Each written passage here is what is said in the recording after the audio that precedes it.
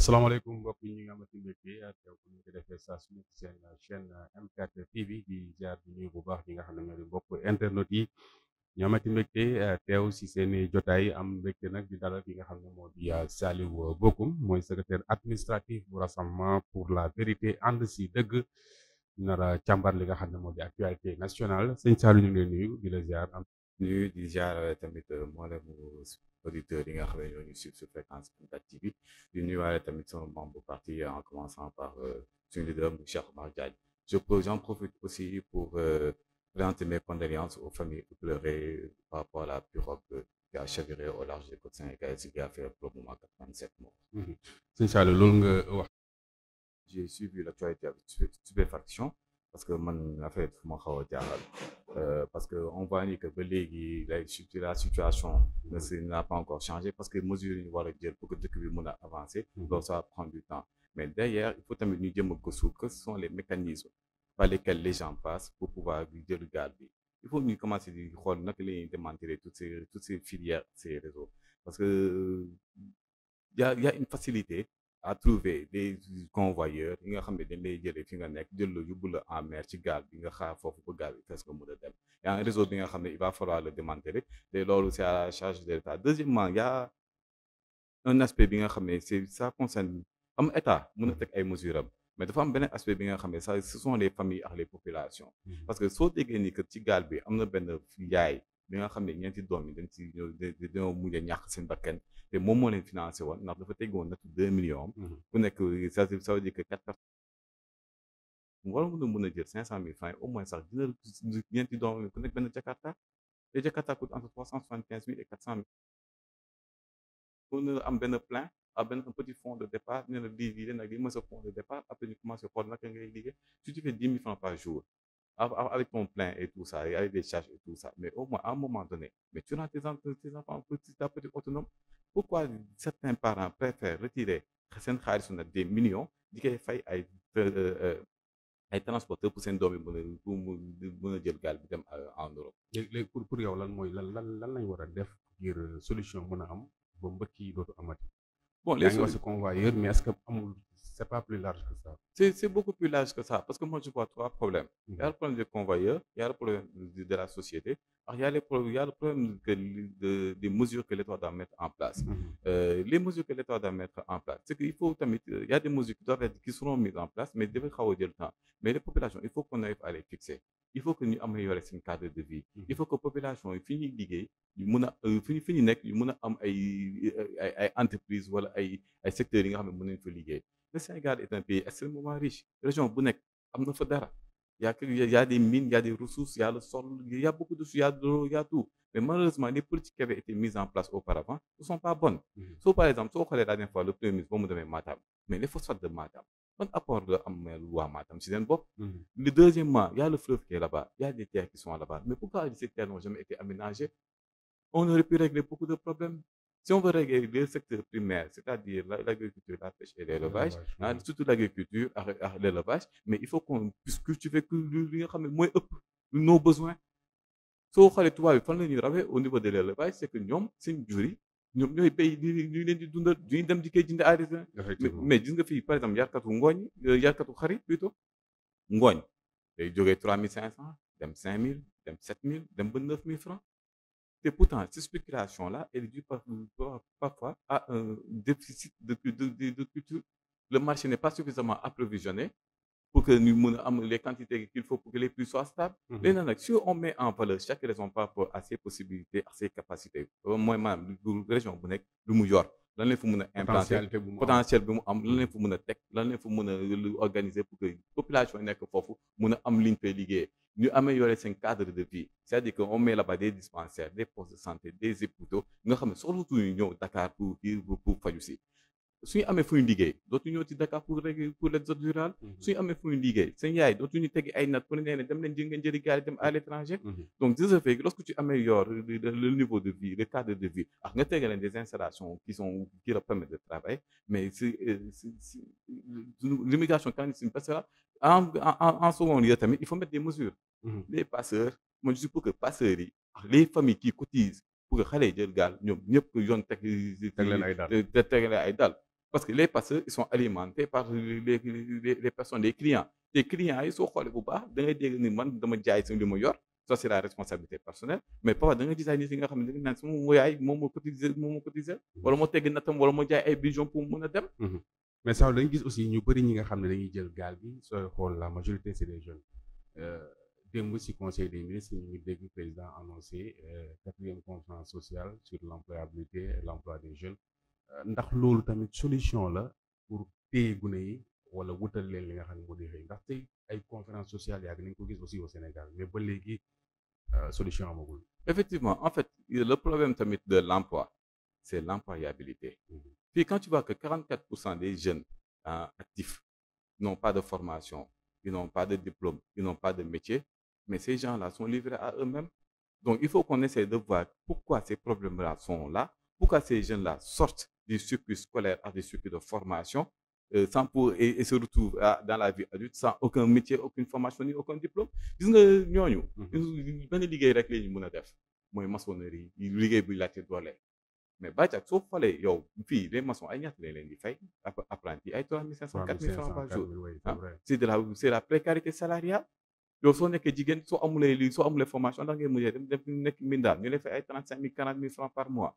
mais soo loolu moo tax après nit yi dañuy xool ne lii pare ca dem Europe parce que foofu y a l'euro y a 1 euro est égal à 655 francs CFA. de ce fait yow y a un salaire minimum garanti tu peux avoir un 700 euros te soo ko jaayante dëggantaan sax parfois tu peux trouver d'autres possibilités et régler beaucoup de problèmes. gars yi ñoo ngi toog fii ils n'ont pas de diplôme ils n'ont pas de travail ñu gis nga ci nekk ñi demoon jël gaal bi dem à l'étranger ils voient que ñoom ñoo ngi commencé di yónnee xaalis seen kër yi ñoo ngi koy commencé di koy defar di koy retapé waat mais nit ki ku nekk am na lenn li nga xam ne yow tu veux l'avoir dans ta vie. Il y a un niveau de vie nga xam ne bu nga ko am si tu vis dans la précarité tu veux sortir de la précarité pour avoir un standard de vie normal. ñi ngi sont dans le standard de vie normal pour avoir un standard de vie élevé et ñi nga xam ne sont dans le standard de vie élevé avoir un standard de vie supérieur. donc je pense que le problème bi mooy la qualification des jeunes. maanaam problème il faut qu'on règle qualification la ñu am. il faut qu'on règle la qualification des jeunes et l'emploi. L'emploi, moins emploi à employabilité. Il faut qu'on voit comment faire pour que ces jeunes qui n'ont pas de formation, pas de diplôme, naka la ñuy def pour les former. Mais avant ça, on voyait que par exemple, on te mettait dans des contrats de tâcheronnage. C'est-à-dire que da ngay ñëw amoo formation amoo dara dinañ jàngal liggéey bi ñu lay ci former di la ci former nga am expérience après nga génn mais léegi xale yi jàngatuñu métier. Par exemple, lorsque tu discutes avec ceux qui sont dans la maçonnerie et tout ça, ils ont dit que léegi nag gars yi booy jàngatuñu métier tout le monde veut devenir patron.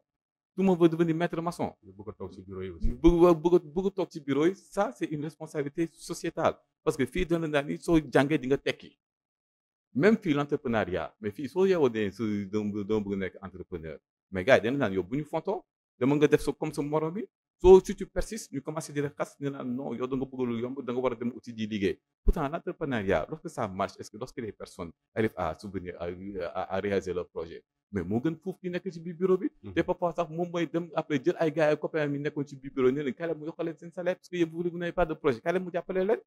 donc il y a des choses yi nga xam ne dans la société sénégalaise il faut qu'on les revoie fii Sénégal combien de gens ont réalisé leur rêve en disant que man j'ai toujours voulu être pilote wala man j'ai toujours voulu étudier des fourmis.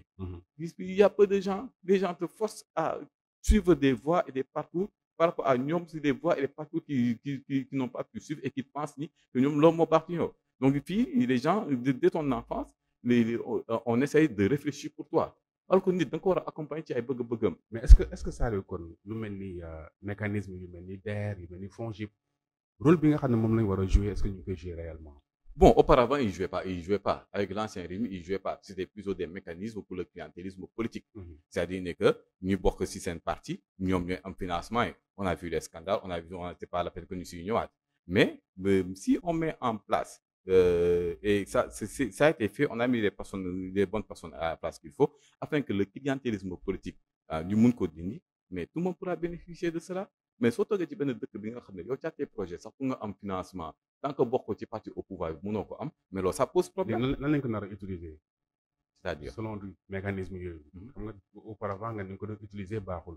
pour yow naka lañ ko mën a utiliser ba tey jeunes yi mën ci gis seen bopp. gis nga il faut l'équiper. Il faut que les projets soient étudiés sans pourtant qu'on sache la personne à son appartenance politique parce que fii appartenance politique moo fi am ak le bras long. xam naa diw ñëwal ma jox le financement amul problème Voilà, parfois ça, ce sont des deals. Mais si on met l'équité et qu'on étudie les projets, parce que il y a des secteurs, les secteurs doivent être renforcés. L'entrepreneuriat des jeunes, il faut qu'on commence à travailler sur l'entrepreneuriat des jeunes. L'entrepreneuriat, les entreprises déjà constituées, les champions nationaux qu'on avait, il faut qu'on voit comment les mettre les dorés. Mais on ne peut pas avoir de grosses entreprises au Sénégal qui doivent et les laisser en concurrence avec de petites entreprises. On ne peut pas avoir des entreprises qui sont des multinationales étrangères qui viennent dans un marché bien les entreprises nationales peuvent, les petites entreprises peuvent rivaliser. Préférence nationale. La préférence nationale existe partout. Les Américains ont créé ce qu'ils appellent le SUFUS. Ouais. C'est-à-dire que pour c'est toutes les agences de renseignement et qui sont là-bas. Sauf que tu sais un investissement direct étranger, il y a Fofu. Sauf que ce dossier étudier, les renseignements vont faire vont donner leur rapport et tout ça, et ils vont voir si ça ne les arrange pas, nous savons que tu viens parce qu'ils ont la technologie, soit tirer technologie, ou ça ne les arrange pas, ils donnent le national security. C'est un fourre-tout. National security, mais si nous donnons les national security, les intérêts des Américains nous sont menacés. Si vous voulez que l'investissement direct étranger, ça les arrange. Ils n'ont pas la technologie qu'ils vont apporter, ils ne l'ont pas. Ils peuvent te laisser entrer tout en t'imposant des mécanismes. C'est-à-dire que l'entreprise doit être créée sur le territoire américain, ce qui veut dire que l'entreprise devient de facto américaine. Sauf qu'il n'est que di jëm a jaay njuuj njaaj wala di jëm a indi ay tuuxi duna di lay jàpp ci kaso bi récupérer technologie bi jox ko. En général dañuy xool suñu tegee liggéey dañuy xool américain bu ko mën su dee amu fa ñu jóg su am ay américains yi nga xam ne mën nañ ko te yow instant da nga leen nar a déranger ci seen marché ñu la bàyyi nga dugg. waaw en Europe c'est la même chose. Mais est-ce que mus nga gis entreprise africaine bu gagner marché en Europe amul. Parce que les normes qu'ils mettent en place ce sont des normes, c'est du protectionnisme déguisé. Les Américains font du protectionnisme, les Européens font du protectionnisme, les Asiatiques font du protectionnisme. Il n'y a que nous, Africains, qui sont là. Nous sommes le bienvenu, le pays de la teranga. Mais ça, des fois aussi, il y a des préférences nationales, il y a des travaux des Sénégalais peut-être. Mais après, si nous faisons des qualité aussi, des fois, la qualité est due à la défaillance du contrôle. Parce que si on prend par exemple un marché et que derrière il y a des bureaux de contrôle, et qu'à la fin du marché, on se rend compte que le marché n'a pas été exécuté correctement, c'est la responsabilité du bureau de contrôle. C'est-à-dire qu'il y a parfois dans des cas de corruption.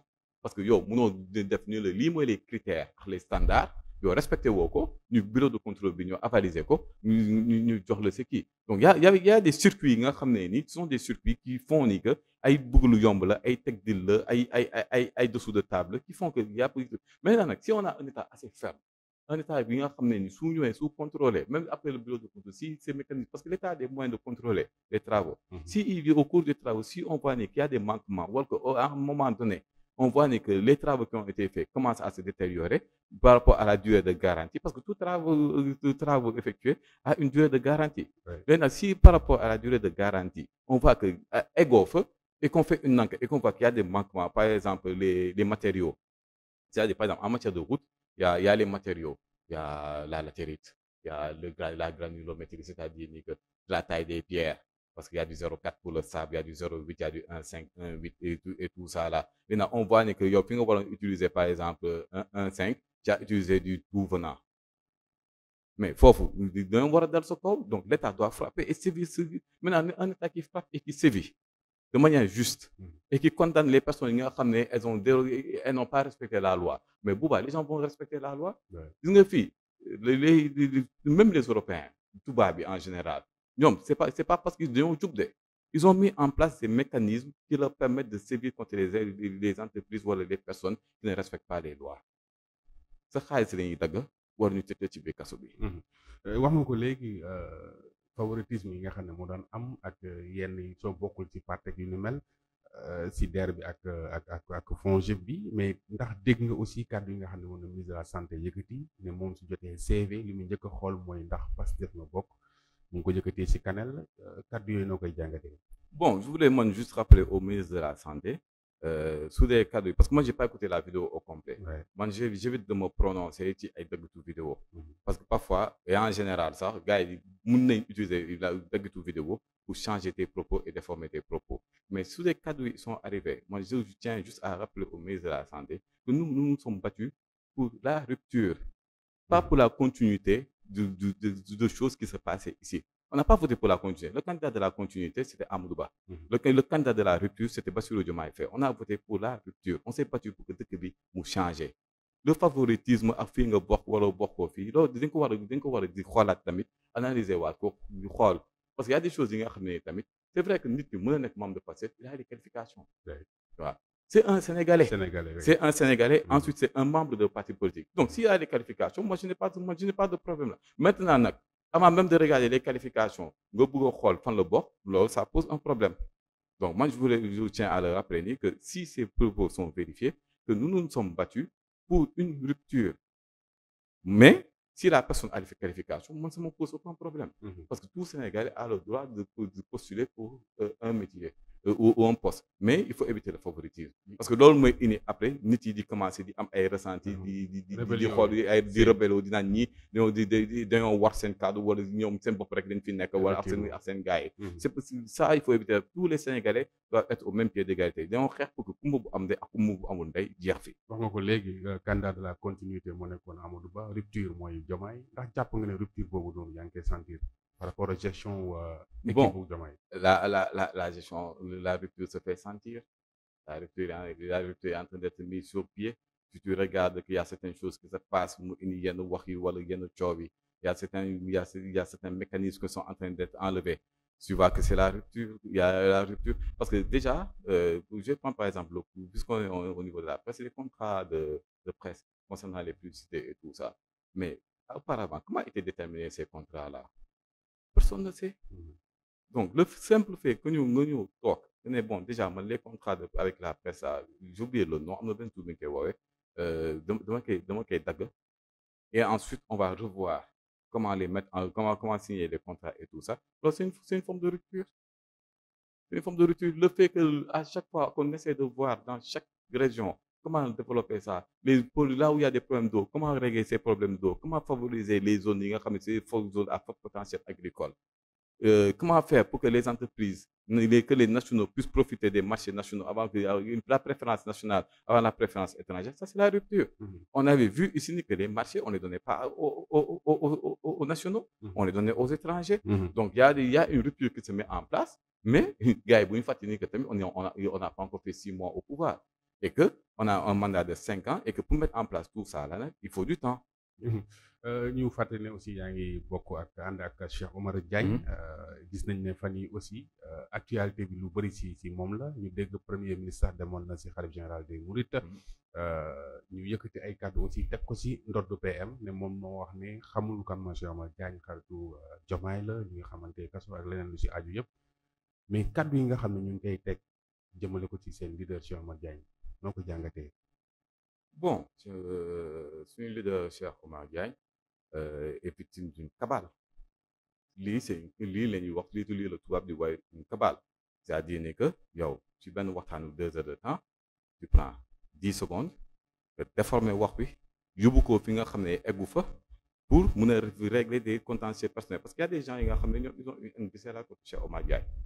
Depuis le départ ils ont eu une viscérale. Il y en a même qui disent ni que poste bi mu fa war a nekk waru fa nekk. Deuxièmement, il y a des gens qui sont nourrissés, ils sont nourrissés ci yoon yi. Ces gens-là, instant bi nii avec la rupture, il y a beaucoup de choses yi nga xam ne ñoo ngi koy commencé di koy gis ak di koy yëg. Ça leur pose problème. maanaam li nga bëgg a wax mooy da nga comprendre ma li nga wax ils sont nourrissés ci yoon bi mooy. dafa am nit yi nga xam ne comme ce qui s'est passé avec l'affaire Cheikh Oumar Diagne, ce sont des gens yi nga xam ne soo leen xoolee il y a 6 mois ils étaient avec Macky Sall. Ok.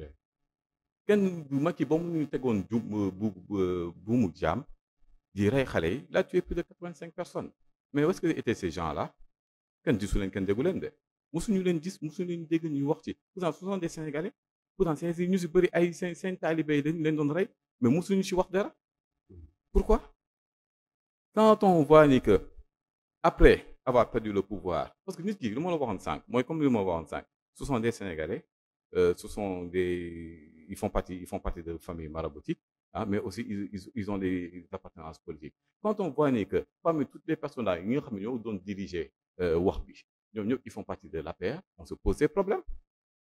Déjà affaire coow bi fan la commencé ak fan la egg coow bi ci benn réponse à une lettre qu'on avait envoyée là ci màggal bi ñu bàyyi ba ci diggu màggal bi ñu génnee lettre bi la réponse de la lettre. Pourquoi ils n'ont pas fait sortir la lettre ci boppam? Il y a combien de lettres qu'ils ont envoyées? loolu yëpp kenn Sénégalais yi lijjanti wuñu ko xamuñu ko.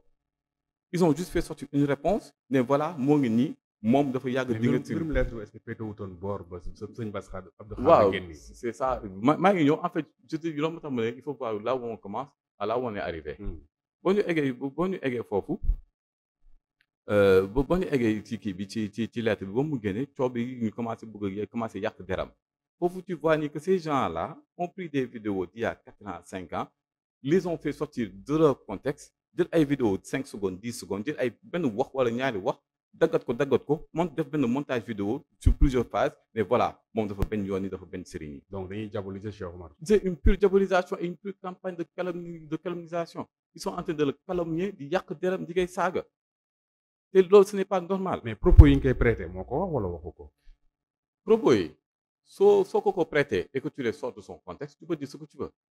ok kon dañoo génne contexte bi ñoom n'expliquent jamais le contexte loolu moo tax mu jël l'exemple de la lettre bi ñoom génne wuñu si seen lettre yi ñu bind de ils ont juste fait sortir la réponse bàyyi ba ci diggu màggal bi ne voilà moo ngi nii noonu Serigne Touba noonu tarixa yaa ngi nii moo ngi nii dafa bëggoon yàq suñu màggal bi mais Serigne Touba moo ko ëpp doole mais ça c'est de la manipulation ba noppi la lettre là les circuits Baba Aïdara moo fi def statut il a après supprimé mais gars yi ont pris des captures d'écran mu ne moom moo génnee moom lettre bi dañ ko yónni moom ba léegi waxul lettre bi comment ko yónni parce que ce sont des lettres normalement censées être confidentielles si tu vois ni que par exemple il y a aucune les réponses wala les lettres qui ont été envoyées il y en a aucune qui est sortie réponse boobu rek moo génnee réponse bi comment ko jox Baba Aïdara moo ne moo jël lettre bi jox ko ñoom Madiambal Diagne et compagnie il a dit sur Facebook après mu supprimer statut bi les gens ont eu à prendre à faire des captures d'écran pourquoi on sait l'accointance de Madiambal Diagne instant bi à quoi il joue ak les médias par lesquels ils sont passés. donc c'est la personne de Cheikh Omar qui dérange actuellement. c'est la personne de Cheikh Omar qui les dérange ak le poste auquel il faut tamit comprendre son poste bi c'est quoi un DMG le directeur des moyens généraux la présidence le directeur des moyens généraux pour gàttal ko c'est pas la peine que je rentre dans le truc mooy le porte-monnaie du président de la République la xaalisu présidence bi les moyens de la présidence c'est-à-dire les véhicules les maisons et tout ça ndax plus il y a beaucoup de choses yi nga xam ne gars yi c'est pas jarul ñu si sori mais c'est le DMG qui gère ça on a entendu parler des voitures comment tu peux concevoir yow nga nekk en fonction Souleymane ñu jox la auto de service mais yow soo wàccee su la wàccee l'élégance c'est de rendre la voiture non c'est même pas l'élégance loolu c'est de la droiture il faut que tu sois nit da ngay jub loolu moomoo ko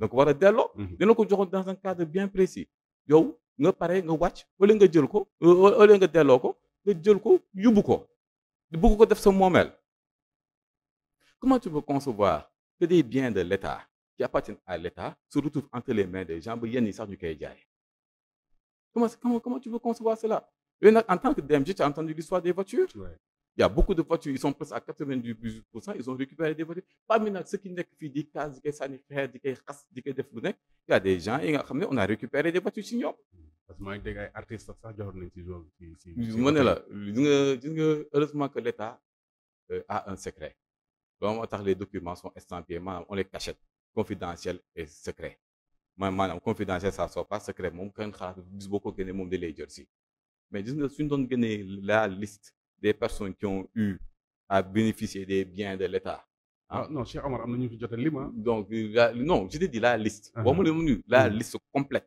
des personnes qui ont eu à bénéficier des loxo dar gémmiñ bu boobaa ñëpp dañuy wuti di xiir dootu amul ci biir dëgg nag dañuy wuti ay xiir pour fët fi ay nit parce que y a des gens yi nga xam ne ni ils étaient dans une opulence extraordinaire ils bénéficiaient des liens de l'État avec de leur connexion avec l'État mais Saliou am na ñuy wax ne wax ji yëpp lu ko doon fay mooy Cheikh Omar génn jéggalu baalu ku muy jéggalu ku mu tooñ kan la tooñ tooñul kenn kan la tooñ wax bi yow soo dégloo la vidéo pendant 2 heures de temps mais yow tu passes parce que li mu fa wax yëpp mooy c'est la vérité kon suñu xaar jégalu moom dinañ fa fanaan. non jégalu ku tooñ mooy jégalu ku tooñ lu muy jégalu moom kay pour apaiser. apaiser kii mais loolu soo jégaloo li nga xam ne yow tooñoo naa fekk nga xaw ma da ngeen ko xamee waxu kii jëfu naa fekk wala waxu naa fekk il a toujours été constant dans son combat te son combat mooy jàngalee mag yi ñu nekk ci mag yi suñu maam yi ñun ñëpp suñu maam yi c'est une propriété collective c'est pas une propriété individuelle. Que ce soit Serigne Touba, que ce soit Hadj Malick, que ce soit Mawlana Cheikh Ibrahima Niass, que ce soit Limamou Laye et tout ça ñun ñëpp Sénégalais ñun ñoo ko moom suñu maam yi lan leen woowoon ñu nekk ci charia sunu yonente bi mais Cheikh ma woote wu leneen lu dul loolu de te ñii naan ni que dafa dingat maam yi nañ ko génne benn vidéo fu mu naan des ñu génne benn vidéo fu ñu wane des clash maam yi c'est important nag coupé 10 secondes ci benn wax wala ci benn xuloo ñëw woon comme ne voilà. mais am na fu muy waxee ne tarixa yi aussi bokk na ci lu yàq affaire yi l'islam. pas ci yu yàq islam mais y a des comportements yi nga xam ne que l'on prête au tarixa am yi nga xam ne dañoo nekk ci biir certains parmi eux yi nga xam ne ni ils sont dañ koy utiliser on a vu récemment des sorties qui expliquent et qui montrent des gens yi nga xam ne ni dañoo sol yére sëriñ te pourtant nit yi ñoo leen di dingat di naan yéen lii ak lii c'est comme ce que je t'ai dit y a parmi les gens qui l'ont attaqué am na yi nga xam ne ni dañoo sol yére sëriñ mais pourtant si tu regardes les vidéos sur internet si tu regardes les témoignages et tout ça tu te rends compte que ces gens-là ils sont de la paix. Gis nga le problème mooy lii xam nga les gens parce qu'ils ont fait une erreur c'est qu'ils ont suivi leur passion et leurs émotions lii c'est un problème politique c'est purement politique xam nga la moo nekkee firnde mais xoolal la chaîne affaire bi fu mu commencé ça a commencé sur internet ñu yóbbu ko ba Maroc mais il faut avoir des bras longs il faut avoir des connexions pour pouvoir instrumentaliser des gens par des chaînes de médias wala ces chaînes de médias sont en acquaintance avec eux c'est-à-dire que ñoo bokk réseau ñuy mën a yóbbu coow bi ba Maroc ba waa Maroc ils ont demandé qu'il n'y avait pas de plainte. Comment ça se fait parce qu'ils ont plus cette puissance là ce qui veut dire que en dehors de ces gens là yi nga xam ne ñoo fës il y a un réseau derrière. dama dégg benn kilifa mu ne moom wax ji yëpp lu ko ci métti mooy le fait que mu ne suñu jumaa yi yu ci bëri dafa am ay signes francs-maçonniques. bon tu sais wax boobu. parce que loolu tam bëgg naa nga leeral ko. wax boobu vidéo bi ils n'ont pas regardé la vidéo jusqu'à la fin. Il n'a jamais dit que tamit sëriñ yi ñooy dugal ci jumaa ay signes francs-maçonniques ci jumaa yi wax ko de il n'a pas dit que sëriñ ñoo ko fay teg c'est-à-dire gis nga li laa la wax gars yi dañuy sos tu sais les francs il faut remonter aux origines des francs-maçons il y avait ce qu'on appelait les francs et les maçons les maçons étaient les constructeurs les francs étaient des guerriers ñoom ñoo dox ci Jérusalem et tout ça. À un moment donné, ils ont été persécutés et traqués. Ils ont formé les francs-maçons. Et les francs et les maçons se sont réunis. Parce que les maçons, c'était les architectes. Mais dans les architectures, tu retrouves parfois des symboles maçonniques, comme un arc de triomphe. Gars, millionnaire, non, on va mettre ça ici, ce sera très joli. C'est pour embellir. Architecture. Voilà. Yo, comment ce que ça signifie? Ils connaissent les signes. ñoo xam nañ bu nekk lan la fi war a def wala ñu la xoolal parfois fii xoolal ça manque de lumière maintenant on va mettre un petit triangle nga xam ne lorsque la lumière va rentrer ça va faire un faisceau waaw loolu c'est très joli doora na la foofu benn triangle tu retrouves des maisons yi nga xam ne gars yi xamul sax li géej bi di lire moom il a demandé à ce qu'on lui fasse un plan on lui a fait un plan on lui a inséré des signes parce que ki ko def c'est un maçon ci caay ci saba boy la bokk donc de ce fait yow soo xamulee Yo, tu te retrouves dans, ou bien tu ne gardes pas le compte. Il y a parfois des petits trucs, des petits détails. Non, les gars, bon, tu ne comprends pas trop. Soit comme les signes, à la symbolique des signes, à l'impact des signes, à l'impact des signes. Mais, mon dialogue, c'est ce qu'il dit. Il ne dit pas que Serigny, il y a des gars qui ont des plans avec lui, ils ont dit Waham, les Serigny, ñoo dugal ay signes francs-maçonniques ci juma alors que c'est totalement faux il ne l'a jamais dit. mais ça xam nga c'est un éternel incompris. Effectivement j'ai un ami qui m'a appelé la dernière fois qui est en France. mais Cheikh Omar dañoo war a def tout pour ñëw en Europe. parce que foofu lu niveau bi muy wax xam-xam bi foofu la toll. merci dafa war xam nga def di nga expliquer nii ak niveau bi muy waxee peut-être ñu bëri duñu am dégg-dégg boobu noonu kon foog muy gën a leeral wala gën a wàccee boppam pour nit ñi mën a xam lu muy wax. tu sais moom il parle benn boo wax ne qui parle à des êtres doués d'intelligence mooy maanaam il parle à une catégorie de personnes. gis nga am na vidéo bu muy wax lu mel noonu sax ceux qui émettent les idées les grands penseurs. Un grand penseur il discute avec ceux qui ont à peu près le même niveau intellectuel ceux qui comprennent les choses et ensuite ceux qui comprennent les choses ku nekk am na mbooloom bi nga xam ne moom tamit su comprendre les messages bu mun a bëgg a lancer ñoom à ci seen mbooloo ils pourront faire passer le message mais su dee tu discutes avec des gens qui sont en face qui ne comprennent rien du tout des gens yi nga xam ne on réfléchit pour eux à des gens yi nga xam ils sont dans la manipulation pure et dure donc il faut le dire yoon yi la voix permet à une personne qui a une volonté ésotérique maanaam bëgg a dox jaamu yaa yokk jaamu yaam en dehors des prières canoniques de pouvoir nekk ci loolu mais y a des gens yi nga xam ne nii dañ ci dugg nekk ci bëgg créer ay problèmes yu jeex il suffit juste de rentrer dans les réseaux sociaux et de voir les témoignages que les gens font. Les témoignages ne viennent pas de nous. Ce sont des gens qui commencent à parler. Ce sont des gens qui expliquent, qui disent. Il y a des gens qui ont franchement, actuellement, si je l'indef, mon suma ko defoon bàkki yàlla laa la wax dootuma génnati damay tëju fu ma tëju di jaamu yàlla pour que yàlla baal ma li ma def.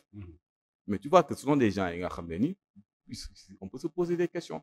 Mais Cheikh Oumar Diagne n'est pas contre les tariqa moom ci boppam dafa bokk ci kuréel waaw du waxabit du ibaadu taalibey cheikh la yoonu Mawlana Cheikh Ibrahima Niass la jël il a le plus grand respect pour suñu maam yi ak leur lekk ànd nañ plusieurs maintes fois ci ay sëriñ ak ay cheikh murit ñu toog ñoom ñuy toog di waxtaan ci ay xasaay ñu koy may ay xasaay mu koy liir. d'ailleurs am na lu bëri lu mu wax ci mouridisme fii loolu ñëpp dégg nañ ko par rapport ak lu positif li nga xam ne moom la tarixa murid am loolu yëpp dégg nañ ko mais leen lu am solo mooy am na ñoo xam ne dañuy teg ay actes politiques yéen en tant que aussi ay nit yoo xam ne da ngeen topp Cheikh Omar est-ce que réponse politique waruñu ko mën a xaar ci yéen. La réponse politique c'est-à-dire. parce que am na ñoo xam ne dañuy jël xam nga am na ñuy def récupération politique. Effectivement ñooñu laaw naka leen ngeen dina leen tontu. En fait c'est une cabale politique. C'est une cabale politique mais ñoom ils n'ont pas osé s'afficher. am ñeneen ñu yónni. dafa am ñeneen ñu yónni ne leen dem leen taxaw ci kanam. tu as vu nii que y a un groupe de une dizaine de personnes bi nga xam ne instant bi nii ñëpp ñoo ngi dal seen kaw parce que ñëpp xam ne nii ce sont des mercenaires. Maintenant nag puisque ñoom ils n'ont pas osé s'afficher ils se sont cachés derrière eux nous on sait ce qu'on sait et on sait à qui on a à faire face. Il y a des choses yi nga xam ne nii c'est pas la peine de répondre parce que soo génnee di wax ils peuvent jël sa wax désorienter ko yóbbu ko feneen fi nga xam ne bokku fa mais tant que ñoom ils s'affichent pas non on ne s'affiche pas on a rien à leur dire maintenant nag bis bu ñu taxawoon jël seen responsabilité ak leur courage parce qu'il faut être un lâche pour envoyer des gens pour faire la sale besogne nga bu la tere ñëw taxaw nga xeex li ngay xeex tapet mooy yónni ay nit pour ñu koy xeexal ces gens là nag le jour où ils ont le courage am si ñi nga xam ne ñooy yónni ay nit on sait qui xam nañ lépp on sait qui fait quoi qui discute avec qui et qui fait quoi xam nañ lépp on sait tout waaw nga ñu nekk ci ginnaaw xam nañ lépp on sait tout on sait qui fait quoi et qui discute avec qui mais il y a des choses yi nga xam ne tamit ils n'ont pas voulu se prononcer ils sont restés dans leur coin ñu tamit ñu toog di seetaan il faut avoir le courage nous quand on pose un acte on a le courage d'assumer nos actes bon ils ont jóg pour xeex Macky Sall on a assumé on a fait nos conférences de presse on a assumé yónni ay boy dinaa Macky Sall lii ak lii non dañoo taxaw def suñu conférence de presse suñu leader ñu jàpp ko tëj ko il a fait 3 fois la prison ci ay tappale la première fois fii Sénégal c'est la première personne bi nga xam ne dañ ko jël pour une affaire de diffamation ki nga xam ne ça va directement au tribunal dañ koy traité ñu jël ko pour une affaire de diffamation ñu yóbbu ko en instruction comme s'il avait fait un crime il a fait là-bas 3 mois mu ne Imam Ndao dañ ko war a autopsier parce que les circonstances de sa mort sont louches il faut qu'on voit qu'est-ce qu'il a dit la moo ko rey ñu jël ko encore yóbbu ko moom ak Abdou Karim mu def fa 4 mois mu gën a di def déclaration pour jàppale Dame Mbodj qui avait été victime d'une tentative d'assassinat bi nga xam ne jusqu'à présent l'histoire là n'a pas été élucidée malgré la présence de vidéos provenant des caméras de vidéosurveillance d'un hôtel de la place. ba léegi on a vu les personnes qui étaient là-bas ba léegi parce que l'histoire n'a jamais été élucidée mu ñëw répéter lii Clédor ak Dame wax ñu jël ko tëj ko ci biir kaso bi pendant 11 mois mu wax Bassirou Diomaye Faye. On a même vu il y a des photos qui ont fuité que montre moom Bassirou Diomaye Faye Ababacar Ndiaye que je salue qui assis en train de discuter pendant 11 mois. Donc ci ay tappale lañ ko jàpp liggéey pourquoi parce qu'il a pris ses responsabilités. te tappale yooyu mooy continuer ba léegi. c'est-à-dire. si mbiram mi da nga foog da nga jàpp ne. tappale yooyu mooy continuer ba léegi. tappale ya ak des règlements de compte personnel ak des gens yi nga xam ne ni dans son poste de DMG et la rupture qui a été mise en place ñu fa doon tappale yëpp on les a coupé le robinet dina nag ci robinet ba metti de surtout lorsque tu es habitué à un certain niveau de vie par rapport à certaines réalités politiques.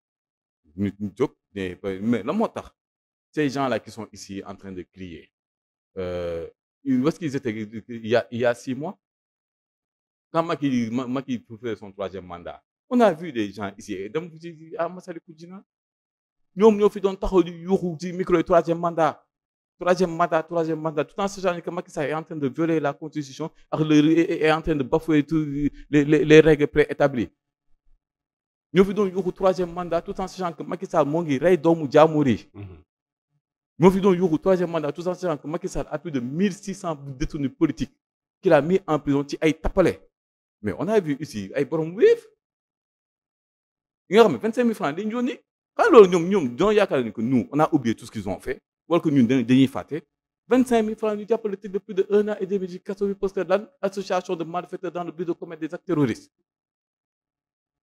fii y a combien de boy yi nga xam ne dañuy fi defal mandat de dépôt. comme Cheikh Omar deful dara. il n'a rien fait li ñu koy waxal yëpp defu si dara. li ma ne la li ñu koy waxal yëpp defu. audio yi ñuy dégg ak vidéo yi yëpp wax si dara. ma ne la audio yi déformation la lépp. mais déformation weesul nga jël benn discussion de 2 heures de temps nga ñëw dagg si 10 secondes nga dem jël benn discussion de 1 heure 30 nga dagg sa 20 secondes ñëw def sa agencement taw ça loolu mën na la ko def. donc tu en sais quelque chose dans les médias. Tu connais la désinformation. La désinformation est une tactique de guerre. La désinformation, ça est une tactique politique. On a vu l'élection de Trump lorsqu'il a été élu. Les gens l'accusent d'avoir utilisé des agences de désinformation d'un côté à des agences qui laissent le profil des personnes. Pour pouvoir xam naka lan leen la war a wax lan nga bëgg a dégg ñu wax la ko pour nga dégg ko. Ce sont des stratégies. Donc la désinformation nag fii nag malheureusement on est dans une campagne de manipulation et de diabolisation bi nga xam ne qui n'a pas lieu d'être. On est dans un pays bi nga xam ne on est réfractaire à la discussion. Donc su ma ñëwoon sax di lay wax ni que non Souleymane instant bi yaa ngi commencé jëm mag tu dois faire des efforts ah et tout ça war nga xool nag nga mun a dem kii et tout ça tu vois. yow tu peux venir dire que Saliou daf ma bañ parce que fii Sénégal même donner des conseils ça devient une critique nit ki da ngay ñëw sax di koy jox ay conseils mu ne da nga ma xeeb parce que amuma dara nit ki da ngay ñëw di koy jox ay conseils parce que son train de vie est bizarre wala toppul kii wala moo ngi yàq boppam yaa ngi gis ni que il va droit au mur mu ne ko da nga ko iñaane parce que dafa am li nga xam ne yow amoo ko. bëgg naa aussi ñu wax si lu am solo loo xam ne sénégalais yi jamono ji ñu ngi koy naxarlu. ñenn ñi aussi bëgg ñu jël si ay solution mooy accident yu bëri yi sëñ Saliou. waaw parce que jamono ji wax dëgg chaque semaine ñu gis ne accident am na nit ñaa ñàkk seen bakkan bu mujj mooy bu nangal ma bi foofu tamit lan lañ war a jël ngir loolu jeex Sénégal. bon les accidents à la route man chaque fois li may wax c'est qu'il y a 3 problèmes. 1 ce sont les chauffeurs bu nekk naa ko développé. 1 ce sont les chauffeurs. 2 ce sont les voitures. 3 ce sont l'état des routes. waaw 1 on a des chauffeurs indisciplinés ay chauffeurs yi nga xam ne ñoom code de la route ak seen muusu ndox lañ yemale ils s'en tamponnent totalement gis nañ fi ay chauffeurs yi nga xam ne dañuy course charger seen bus ba mu fees di course on a vu des chauffeurs yi nga xam ne ici da ngay daw soo tàmmee jël horaire mooy ce sont les bus qui font les régions par kii da ngay gis ne que à partir de une certaine heure surtout suy daw guddi yi da ngay gis que à partir d'une certaine heure dépasse apprenti bi oto bi chauffeur bi ci boppam mooy pas avant oto bi on a vu des chauffeurs yi nga xam ne sax seen suñuy dawal dañuy muqi am 3 tirs fay seen joint donc on a un problème avec les chauffeurs ce qui montre qu'on a un problème avec les chauffeurs Dakar Dem Dikk Magal Touba bi les pèlerins qui l'a acheminé vers Touba da nga dégg bis Dakar Dem Dikk këpp na wala bis Dakar Dem Dikk def na accident wala bis Dakar Dem Dikk mbëkk na oto choc frontal tu n'as pas entendu pourquoi parce que ce sont des chauffeurs normaux mais soo amee chauffeur yi nga xam ne gars bi ba muy am ba muy passé wu sax permis dafa dem di lijjanti permis bi dindi ko ñu jox ko chauffeur bi moom ci ay kii dafa commencé raxas oto mu commencé après su raxasee oto ki nga xam ne su demee mu taal oto bi pousse ñëw toogaat commencé maîtriser oto nekk dawalkatu clando mu jógee foofu commencé am benn njaayam bu ko jël ci jox ko benn bus mais kooku c'est un criminel ambulant.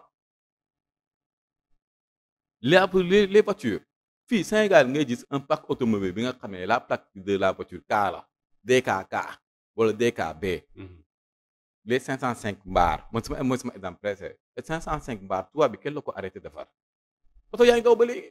te ñu ngi am visite technique. te ñoo ngi man damay gis oto ah problème foofu policier bi arrêté ko mu génne ko kayitam yëpp jox ko effectivement te oto bi warul daw donc ce qui veut dire que même la visite technique il y a un problème de corruption. donc le problème est profond aussi. Non, le mal est très profond. Ouais. Le mal est profond. On revient encore au problème de la corruption. Il faut qu'on règle la corruption. La corruption, il y a une grande partie des choses qui sont mises en place et qui ne fonctionnent pas parce qu'il y a de la corruption derrière. Tant qu'on ne règle pas la corruption, la corruption dans certains pays, ce sont des crimes. Il faut criminaliser. Corruption a bien fait impôt. C'est des crimes. Surtout un agent public, si on a fait corruption, c'est criminalisé. Mais si on fait l'impôt, c'est criminalisé, c'est peine de mort. Là. Parce que l'impôt, ça permet à l'État de fonctionner. La corruption, tu détruis tout ce que l'État est en train de mettre en place. Ces voitures-là qui ont des visites techniques, ces voitures-là, il y a des câbles des dagues. Maintenant, il y a les directions assistées, il y a les aides au freinage, il y a tout. Quand il devrait y avoir, tu as 90% de ne pas faire d'accident. Parce que la voiture, les voitures sont super intelligentes. Les voitures baissent ça. Parfois, il y a un obstacle danger, tu ne réagis pas à temps, tu commences à freiner. L'ordinateur de bord. Tu as une voiture, radio cassette, les radiocassettes, les fonctionnaires. Hein? Mais tu penses que l'autre, c'est une auto va continuer de dos. Tu as des chauffeurs indisciplinés. Tu as des voitures qui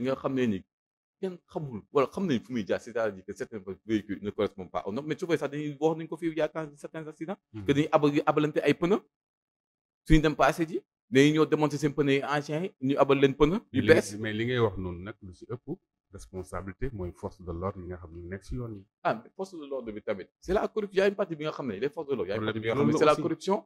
Mais il y a une autre partie bi nga xam ne policier bi su la arrêté nga génne ko sa kayit yëpp lan nga koy wax.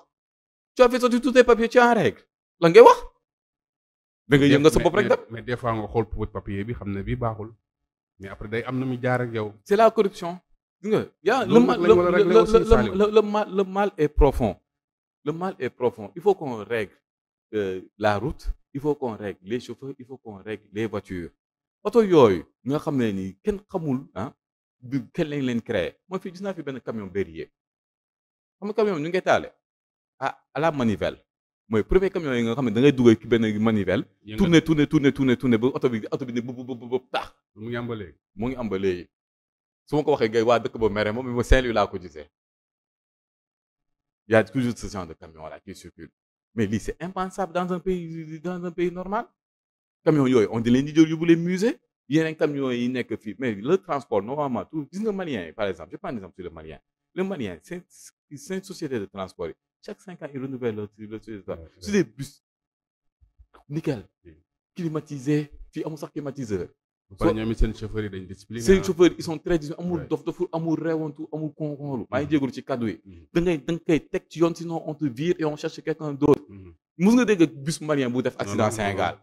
Et pourtant, il y a plein de bus qui font les navettes. Nous avons des bus maliens qui ont fait accident à Sénégal. Parce que chaque 5 ans, ils renouvellent le bus. Puis, chaque 45 ans, ils renouvellent les bus.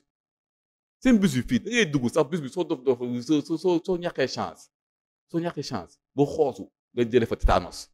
Ndax traverse les bus soo xoolee ba lépp la ñu soudé waat. Mais il faut qu'on change de parc. Troisième point bi wax nga ko mooy état des routes. L'état des routes, c'est que les routes, lorsqu'on les avait, il y a beaucoup de routes nga xam ne lorsqu'on les avait construites, c'était pour un certain gabarit de véhicules.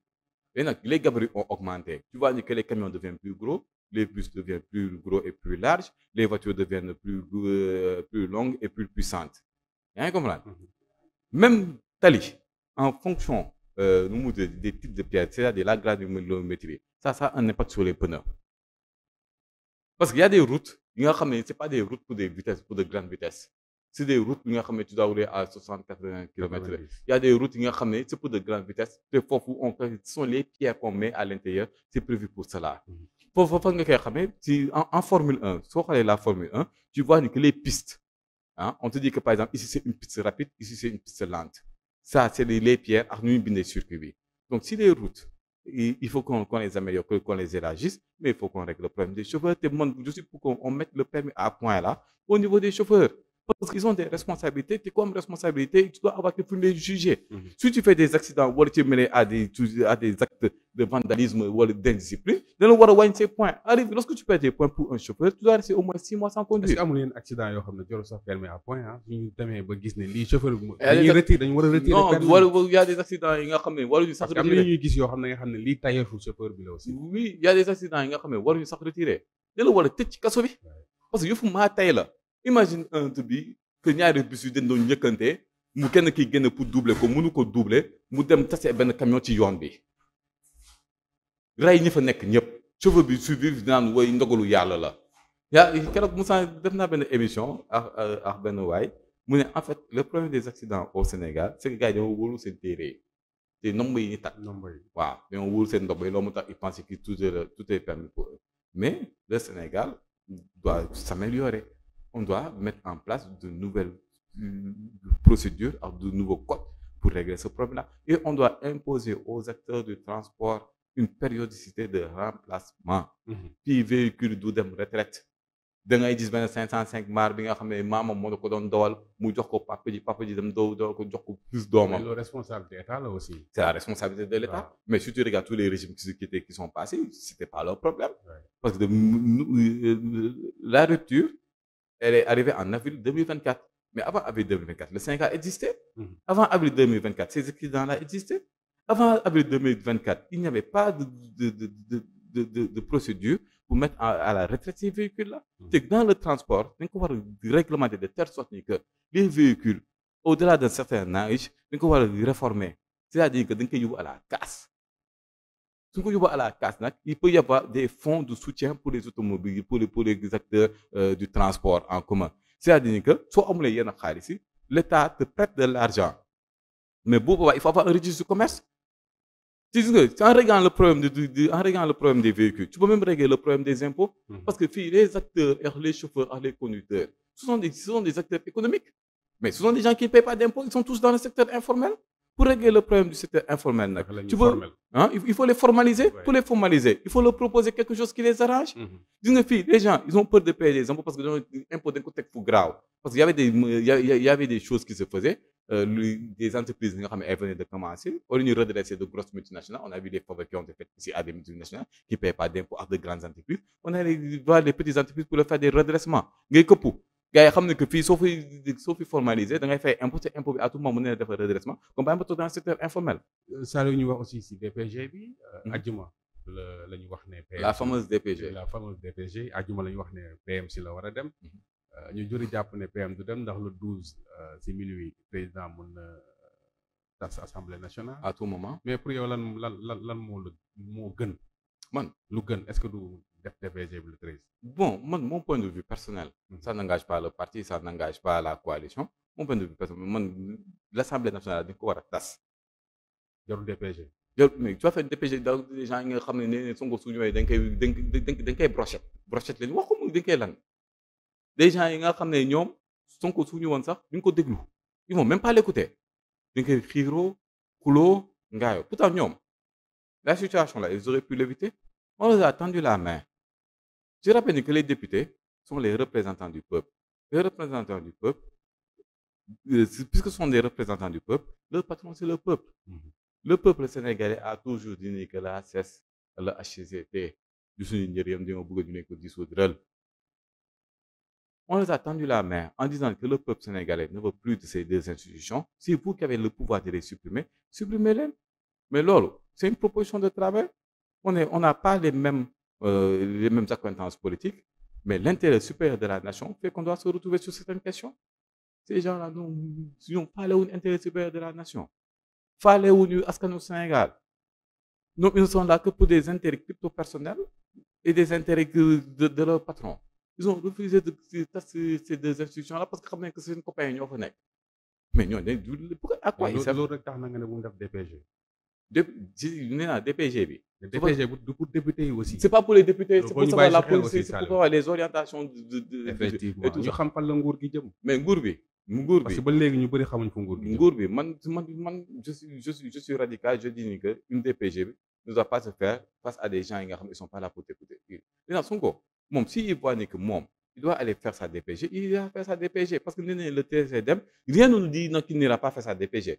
Ba léegi ay spéculation la man je te donne mon point de vue personnel moi li ma xalaat qui n'engage que moi qui n'engage pas le parti qui n'engage pas la coalition man dama jàpp ni que ces gens là ne sont pas là pour écouter la DPG de Sonko te ñoom balaa suñu paree lan la ñoom leur objectif mooy. suñu paree dañ koy def motion de censure et je rappelle que la motion de censure par rapport à une assemblée nationale qui n'a pas été réélue après une présidentielle c'est-à-dire que mouvance présidentielle bi amul fa majorité c'est l'ancienne mouvance présidentielle moo fa am ça n'a aucune incidence. Ça n'a aucune incidence. Ce n'est pas une preuve de manque de confiance voilà parce que ce sont des gens yi nga xam ne sont opposés contre eux donc suñu defee tamit motion de censure bi ça sert à quoi? À part dire oui on a fait une motion de censure ce n'est pas le peuple qui fait une motion de censure de ñoom la ak seen parti ak seen représentant ak seen kilifa yi nga xam ne ils se cachent derrière eux pour faire ce qu'ils veulent faire moom ñoom ñooy def motion de censure te le président de la République appelle la motion de censure pour reconduire le gouvernement à condition de respecter les membres qui y étaient donc ça n'a aucune incidence suñ ko ma si de notre côté son côté bi mën na fa dem jouer leur jeu dem toog gars yi perturbé foofu door ko motion de censure gars yi reconduire ko ñu tas assemblée nationale bi. mais jouer le jeu su demee lan lay wax. il va faire sa DPG su demee kay il va faire sa DPG nee na DPG am pare na su ko kay dafa dem taxaw di xool gars yi il va faire sa DPG. maintenant nag est-ce que ces gens-là sont là-bas pour le laisser s'exprimer et parler aux Sénégalais et parler et leur adresser et leur parler on a vu comment ils se comportent déjà entre députés. am na ñi nga xam ne instant moom dañoo tiit ba su ñëwee dañuy croiser les bras ne cocc yaru nga xam ne que luñ seen ñu njaaj ñu defoon avec la reddition des comptes c'est kii ñoo ngi dugg si reddition des comptes yooyu ak rapport dañ koy dégg rek nañ dal ci mais ba léegi amul dara benn non la reddition des comptes ak les rapports li ñu koy dégg ce sont des gens qui font des commentaires da ngay gis nit ñi nga xam ne day def commentaire naan jëw mais l'état ci boppam à travers le premier ministre Ousmane Sonko a dit quelque chose de clair la reddition des comptes va commencer une reddition des comptes nag mënoo ko def si tu n'as pas déjà mis en place les mécanismes pour que les enquêtes soient équitables c'est-à-dire que soit bu mu ne bay nekk en défaveur ki nga xam ne dafa far trop wala mu nekk en faveur ki nga xam ne moom dafa far ak yeneen boobu ce qui veut dire qu'il faut mettre des vices de procédure y a les vices de procédure que suñu jëlee vices de procédure dañuy annuler poursuite parce qu'il y a vices de procédure. Il faut aussi mettre en place des juges yi nga xam ne ni ils n'étaient pas mouillés ak des procureurs yi nga xam ne des juges d'instruction qui n'étaient pas mouillés on a vu ici les juges MD nga xam ne suñu jàppee benn Saliou Bokoum muy am na benn période bi nga xam ne ku ñu jàpp di nga xam ne que MD en fonction dañuy laaj ban cabinet la suñu laajee cabinet bi ne MD la dañuy dem soutenir la indil nga lekk indil nga naan di ñaan yàlla que retour de parquet bu muy yàgg parce que retour de parquet tamit c'était une forme de torture psychologique dañ lay jëlee juge MD mooy mandat de dépôt tu sais y a les retours de parquet c'est-à-dire que dañ lay jëlee ci commissariat bi yóbbu la ci caabu tribunal bi léegi nag suñu la jëlee soo toogee di nga toog foofu yenn fa journée bi yëpp ni on n'a pas encore décidé quel juge va suivre le dossier li di jëlaat la delloowaat la au niveau du commissariat c'est ça qu'on appelle un retour de parquet waaw mooy RP léegi nag suñu dooree ñoom ce qu'ils s'amusaient à te faire ay 5 RP c'est-à-dire qu'il peut te faire ay 3-4 retour de parquet pour sonal la te ci ay carreaux ngay tëdd waaw ci ay carreaux di nooy xetu douche bi parce que derrière douche bi tëjuwul douche bi c'est presque ouvert da am benn petit mur bi nga xam ne foofu ngay dem def fa ses besoins et tout pour sonal la torturer la di nga fay yow soo ñëwee ci taxaw ci kanamu juge bi sax da ngay yow xam nga que doo daf lay jaay da nga yàq bi sax mu prononcé wu ne bon je suis le réquisitoire du procureur vu les articles évoqués je suis obligé de me placer sous mandat de dépôt mooy juge bi décidé que leen nag dañ lay tëj ci kaso bi parce que dafay ubbi benn instruction judiciaire mooy dañuy par rapport au fait qu'on a dit dañuy xool dañuy def benn enquête pour xam est-ce que yow yaa ko def wala defoo ko mais il y a beaucoup de faits qui se sont passés qui ne méritaient pas que de suivre d'aller au niveau des institutions judiciaires maintenant suñu dugalee institutions judiciaires foofu c'est entre 3 et 6 mois si je me trompe pas ñu jël la yóbbu la Rebeuss parce que Rebeuss mooy la maison d'arrêt et de correction entre temps nag Rebeuss su feesee soo fa defee sa première nuit deuxième nuit troisième nuit ñu xool si tu es il y a ce qu'on appelle les détenus particuliers les DPS les détenus particulièrement surveillés ce sont les personnalités politiques les hommes d'affaires et tout mooy nit yi xaw siiw quoi si tu es un DPS et tout ça il y a les cellules foofu dafa fees et qu'on peut pas tenir ñu xool naka leen les transférer puis on a même vu des gens yi nga xam ne dañ leen jëlee ci maison d'arrêt ñu yóbbu leen ci maison de correction. jërëjëf Saliou sa kàddu gu mujj lan la. Bon, je tenais à te remercier, comme à chaque fois que je le fais chaque mercredi. Ça a été un plaisir de partager le plateau avec toi. Je tiens aussi à remercier Borom Kër gi di nuyuwaale Sénégalais yëpp di ñëwaat tamit sama membre parti Rassemblement pour la vérité. gaa ñi dañuy marche le 13 de. non. gaa ñi dañuy marche le 13. dañuy marche le 13. waa Massalikul Jinaan. waaw. Le droit à la marche, à la protestation est un droit que tout le monde doit faire. Chacun est libre de faire ses marches. Maintenant nag soit dañ ko nangu soit duñ ko nangu suñ ko nanguwee si bonne marche à eux c'est bien ñun ça nous engage pas safuñu yëngaluwuñu. waaw suñ ko marchulee nag c'est à eux de voir ñun marche autorisée ou non autorisée on a marché donc ñoom je leur conseille de rester tranquille dans leur coin passer à autre chose parce que gis nga les Sénégalais ils ont voté pour la rupture ils n'ont pas voté pour la continuité te la rupture mooy tout ce qui se passait qui n'était pas normal dans ce pays ñu dagg ko. Tout ce qui se passait qui n'était pas normal dans ce pays ku mu bu am ndey ak ku mu bu amul ndey ñu dindi ko.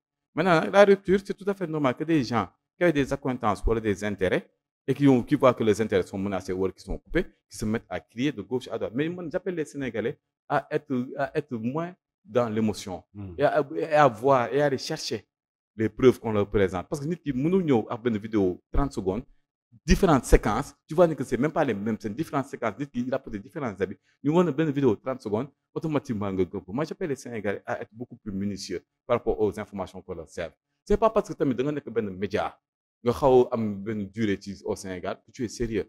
On est conscient qu'on a des opposants parmi les médias, on a des opposants parmi certains marabouts, on a des opposants parmi les hommes politiques, on a des opposants parmi les entrepreneurs ak ñeneen nga xam ni feeñaguñu mais na nga xam ne que robinet bu tëj moo neexul et que yuuxu yi c'est parce que robinet bi moo tëj. jërëjëf Saliou Bokoum ñu koy sant bu baax di ko gërëm di secrétaire administratif bu Rassemblement pour la vérité ànd si dëgg bu Cheikh Oumar Diagne mu nekkoon suñu gan ñu sant ko bu baax gërëm ko sant tamit Babacar Niang mu ne xam ci réalisation bi di gërëm bu baax aussi ñi nga xam ne ñoo si jàpp bu baax ku mel ni Seydina Omar Diop dig daje incha allah si beneen numéro sutura bi restaurant biti jàmm biir jàmm biti yàlla mi borom jàmm yàlla ñu jàmmal musal ñu te mosal ñu jàngeen